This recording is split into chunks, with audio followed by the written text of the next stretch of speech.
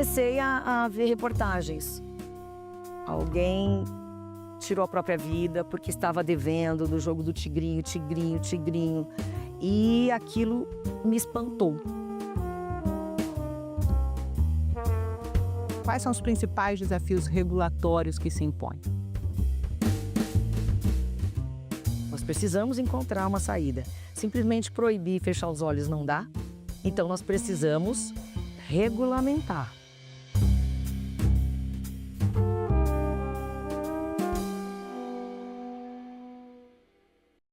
Seja bem-vinda, senadora Soraya Tronic, obrigada pela presença. Senadora, a senhora apresentou o requerimento para a criação da CPI das Bets. Ela foi instalada agora em novembro e a senhora assumiu a relatoria. O que motivou a senhora a apresentar o requerimento para a criação dessa CPI? Renata, todos nós brasileiros sabemos que o jogo do bicho existe, na verdade é um jogo único, né? Em outros países, pelo que eu já pesquisei, o jogo do bicho não existe. Acredito que apenas ali na nossa fronteira, Paraguai no máximo. Pôquer. Jogos de azar existem, mas nunca foi tão claro e patente como o que nós estamos todos os dias assistindo, lendo no noticiário, casos e mais casos do vício do jogo. E o meu maior susto foi quando nós fomos alertados sobre um vídeo com Daniel Alves. O vídeo começava com Daniel Alves e eu estava no meio desse vídeo. Manipularam um vídeo, colocaram uma voz parecida com a minha, dizendo assim: joguem no Tigrinho, eu ganhei R$ 300.000, uma coisa assim. Eu assustei com aquilo e o gabinete me falou, eu falei: "O que que é Tigrinho?" Isso já tem, assim, 6, 7 meses, faz um tempo. Então eu comecei a me inteirar desse assunto. Há 6, 7 meses a senhora não sabia que existia o jogo do tigrinho, que era uma Exatamente dessa febre forma. na população brasileira. Exato. Por mais que nós tenhamos votado há um ano as bets esportivas, nós já votamos isso. E os jogos, virtuais, mas não um cassino virtual. Essa é a grande diferença. E chamam tudo de bet, então tá havendo uma confusão. Eu não sabia que esse jogo do tigrinho era um verdadeiro cassino virtual. E de uma forma muito lúdica, porque quando você vê esses jogos, de repente aparecendo assim na tela do seu computador, do seu telefone, e você acha que aquilo é uma brincadeira de criança. Eu confesso que eu não imaginava. E aí eu comecei a ver reportagens. Alguém tirou a própria vida porque estava devendo do jogo do tigrinho, tigrinho, tigrinho. E aquilo me espantou.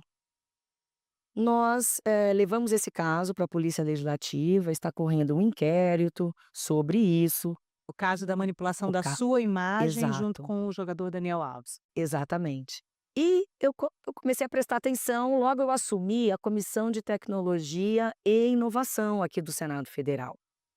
Falei: "Vou trabalhar em cima desse tema". Então, há uns 3 meses, acredito, sim, que eu convoquei uma audiência pública e chamei o suposto representante do tigrinho. Esse rapaz me deu um trabalho danado, não apareceu, então a gente não conseguiu encontrar, a polícia não conseguiu encontrar, mas no exato dia da audiência pública, que ficou absolutamente esvaziada, ele estava em Brasília, eu fiquei sabendo.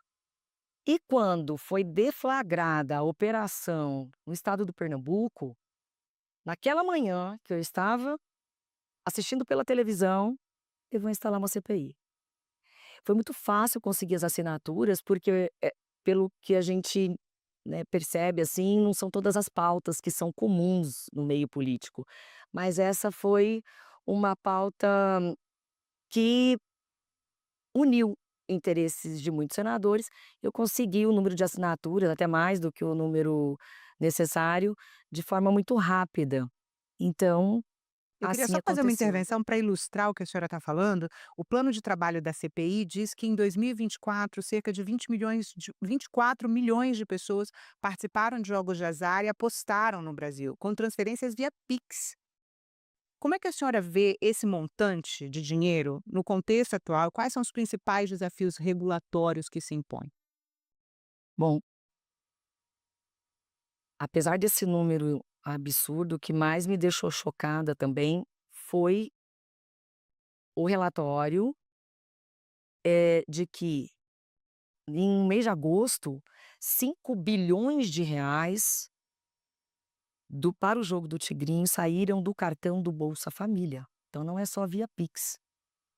Então isso me deixou bastante impressionada, os números são absurdos, e esse recurso tá saindo do Brasil. Então nós estamos investigando aqui evasão de divisas, lavagem de dinheiro, a manipulação dos algoritmos, a manipulação desses programas para que a pessoa comece ganhando e depois ela passe a perder.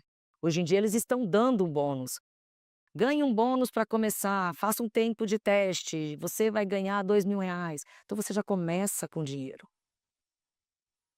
Então é absurdo o que nós estamos vivenciando, é realmente uma pandemia, porque é uma doença, então tomou proporções inimagináveis, é uma doença, caso nós estamos tratando de saúde mental.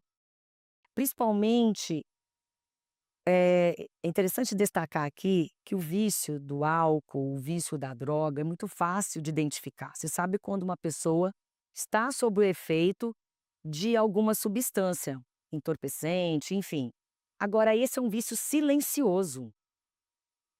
E por ser silencioso é muito difícil ver, até mesmo já conversei com profissionais da saúde que me disseram que na faculdade de psicologia, por exemplo, não se estuda profundamente essa espécie de vício, A ludopatia. a ludopatia.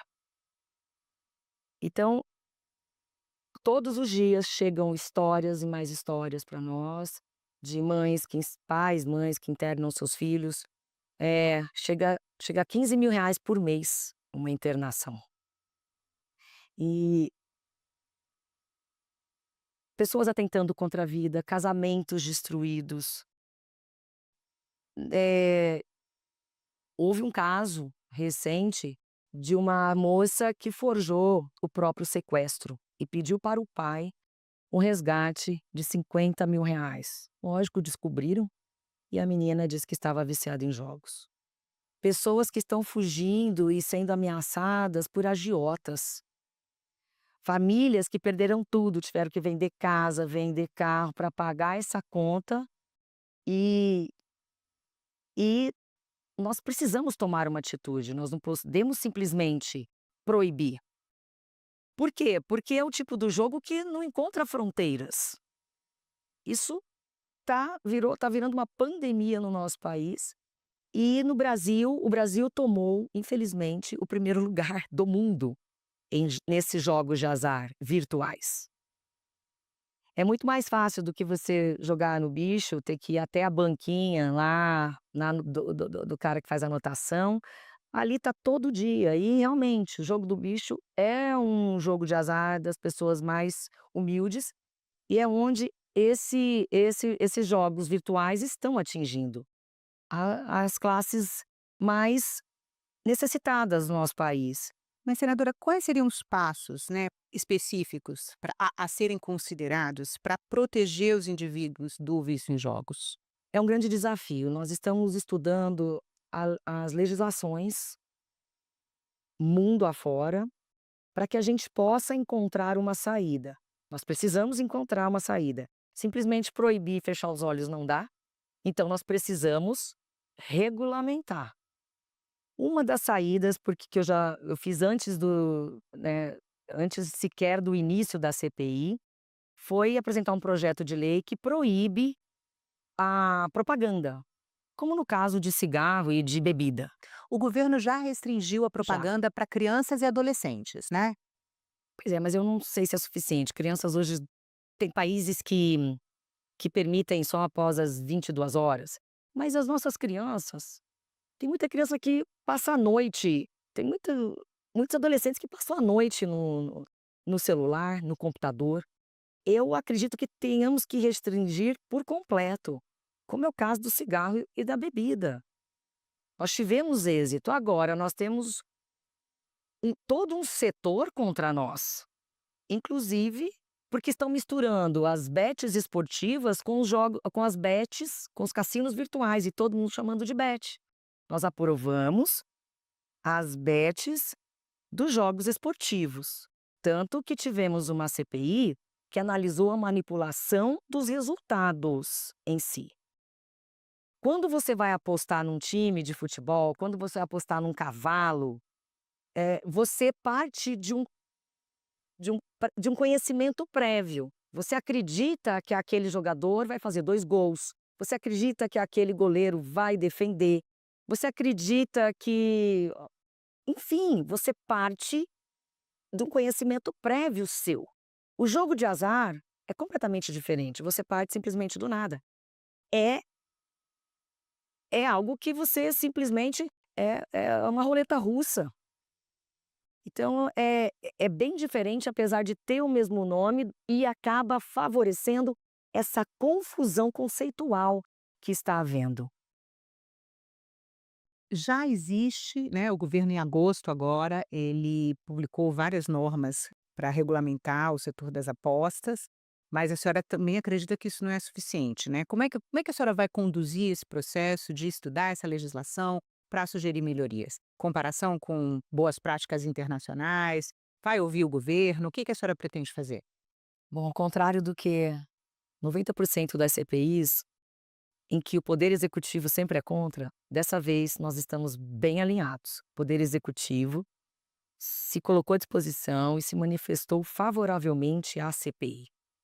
Isso me deixou muito satisfeita. Eu prontamente recebi o telefonema do Regis Dudena, que é o secretário de Jogos e Apostas, se colocando à disposição.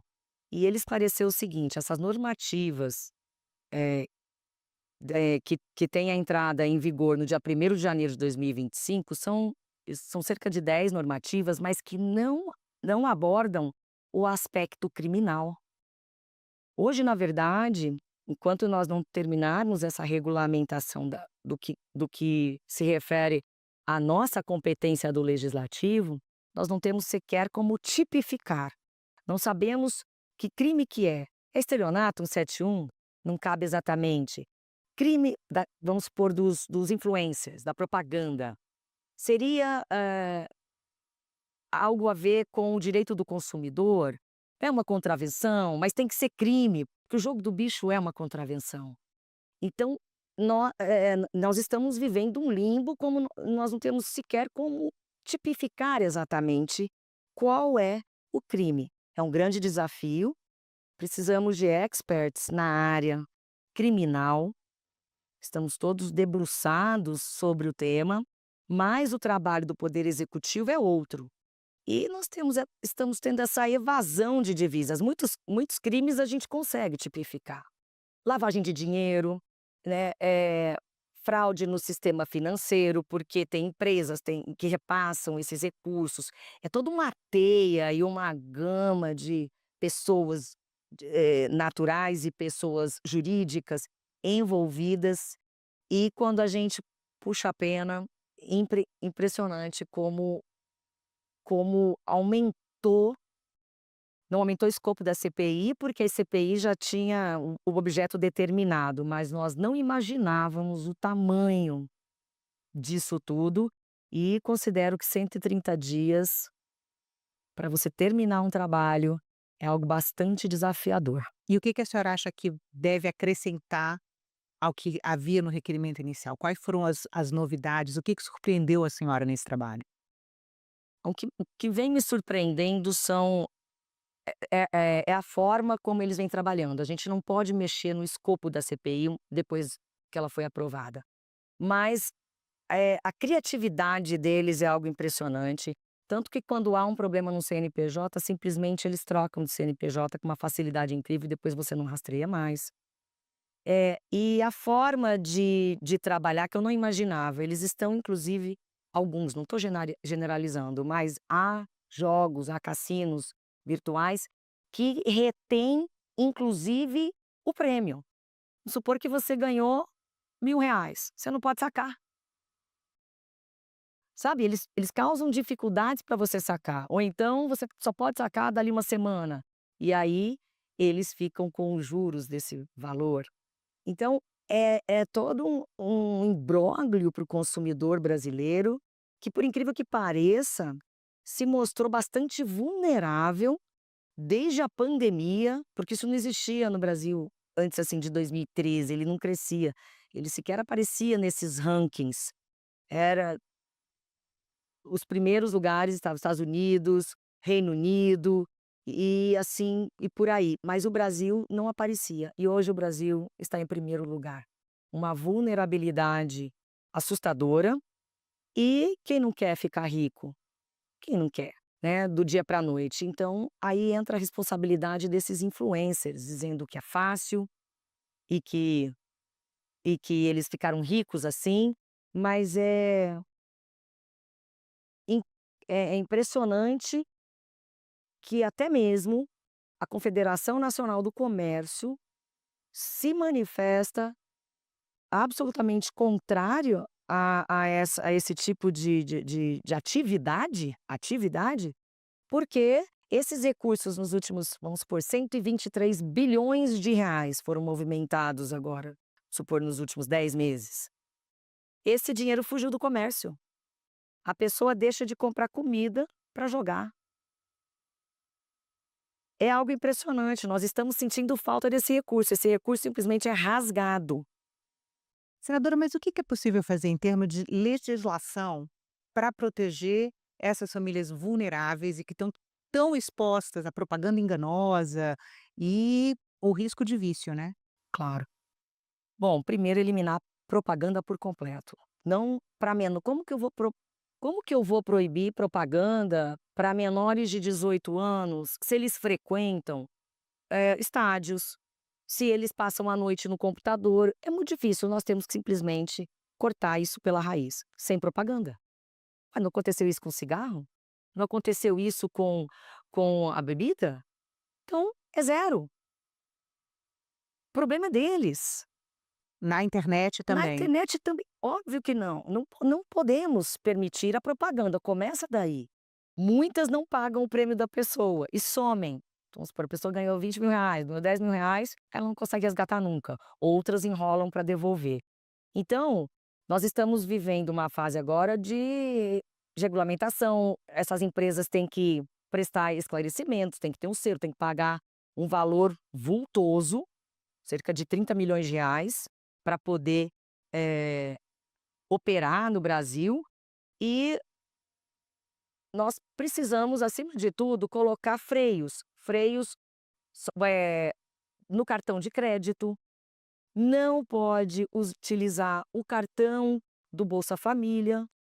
Se a pessoa tem outra fonte de renda, ok, é direito dela, mas dentro de uma bet legal, né. Então são essas formas. E outra, a conscientização. Muitos inquéritos estão tramitando e muitos processos tramitando em segredo de justiça. A Polícia Federal já investiga. É interessante também a senhora falar no que a CPI pode avançar, né, em relação às atuais investigações. Logo que eu protocolei o pedido, eu falei com o Andrei Rodrigues, que é o diretor-geral da Polícia Federal. Durante o período da CPI, sempre, em todas, eu vi a ajuda da Polícia Federal. Então, nós estamos absolutamente alinhados com a Polícia Federal para nos dar esse suporte. E uma investigação não anula a outra, é um direito e um dever do poder legislativo. E o que importa é trabalharmos em plena harmonia, tanto que na CPI nós recebemos delegados, delegado do Distrito Federal, delegado de Pernambuco, onde foi deflagrada a primeira operação. Então todos trabalhamos em harmonia e nos unimos, para esse resultado. O que ocorre com a CPI? Existe uma diferença. Os inquéritos e os processos tramitam geralmente em segredo de justiça, e é o caso desses. Que a CPI pode fazer? Ela tem um condão pedagógico, porque a maioria das nossas reuniões são abertas e nós nós colocamos também esse braço de profissionais da saúde mental dentro da CPI. Eles não são investigados, mas é importante para que as pessoas comecem a tomar consciência. Foi o que aconteceu com o cigarro. Quando ele foi regulamentado, nós conseguimos diminuir o número de fumantes no Brasil. É a mesma coisa, então tem que trazer consciência, conscientização para a população. Nós temos que pensar também no investimento reverso para que eles invistam parte desse recurso que é arrecadado, ou não sei, dentro de TACs, que eles invistam em saúde mental. Agora vai ter que ser pelo SUS, a verdade é essa, pelo SUS. O SUS vai ter que trabalhar isso, porque a maioria da população é uma população que não tem condições. Então são todas essas formas. Proibir, proibir, por exemplo, que a pessoa consiga entrar dentro do site mais do que 2 vezes por semana. Isso acontece nos cassinos físicos, geralmente. Dentro de um raio de X metros, as pessoas que vivem ao redor de cassinos físicos, em certos lugares, não são todos, depende da regulamentação local, mas a gente vem estudando isso. As pessoas não podem frequentar mais do que 2 vezes por semana. Então tem regras, nós teremos que colocar regras. E outra, nós vamos arrecadar. Nós perdemos no último ano 15 bilhões de reais na arrecadação, sendo que há previsão de corte de gastos de 6 bilhões de reais. A não regulamentação está nos trazendo prejuízos. Nós não precisaríamos cortar gastos na própria carne de questões essenciais no nosso país se regularizássemos os jogos, esses jogos de azar, porque nós não conseguimos enfrentar. O cigarro faz mal à saúde, a bebida em excesso faz mal à saúde. Isso, os jogos também fazem mal à saúde. Mas nós vivemos numa democracia, nós aceitamos isso, então nós temos que minimamente não, eu acho que nós precisamos sempre avançar e lapidar essa legislação, mas precisamos todos os dias tentar encontrar formas de diminuir o vício. E quais mecanismos a senhora imagina que a CPI pode propor para combater o crime organizado e a lavagem de dinheiro por essas organizações? Olha, é algo bastante complexo, mas o rastreamento desses valores por meio do Banco Central, por meio do COAF, podem nos ajudar nessa auditoria constante. Então, regulamentação para os próprios bancos, o que esses bancos precisam fazer, casas de câmbio, por exemplo, porque esses recursos estão indo para o exterior. Começou com chineses aqui vindo como turistas, chegaram no Brasil, compraram CPFs, abriram empresas, foram embora e começaram a operar. A operar de fora do país com sites em português, contratando brasileiros para trabalharem lá fora e passarem o dia operando, em países onde o jogo já é liberado. E como que eles devolvem esse dinheiro para o país de origem, para o país onde eles trabalham? Eles não querem manter o dinheiro aqui no Brasil, né? Por meio de casas de câmbio, utilizando os CPF de crianças, de pessoas mortas. Então nós precisamos, exigir mais dos bancos, das casas de câmbio, para esse tipo de informação. Então não tem jeito, nós precisamos estar sempre, correndo atrás de um prejuízo. Correndo atrás de um prejuízo, porque são novidades. É como a pandemia, a Covid. Ela aconteceu, e aí que a gente vai se movimentar para trabalhar contra. Essa pandemia, também a mesma situação. A gente tem que correr atrás do prejuízo e aprender como fazer depois que eles já estão anos-luz à nossa frente. Anos-luz. Então, é uma união de forças, cada um dentro da sua competência, cada poder cuidando da sua parte, mas é juntar forças para que a gente consiga reduzir ao máximo os danos, desse vício. E também precisamos analisar por que é que a nossa população hoje é a mais vulnerável do mundo. Vai fazer um exame de consciência, é parar para entender esse movimento. E, Renata, eu não tenho todas as respostas. Nós começamos a CPI estudando, devorando material e trazendo informação, com a colaboração do Poder Executivo, colaboração da Polícia Civil, Polícia Federal, colaboração, eh, de experts no assunto, em tecnologia, enfim, nós estamos aprendendo, trocando o pneu com o carro andando. A verdade é essa. Senadora, muito obrigada pela entrevista. Obrigada, Renata, sempre um prazer estar aqui com você.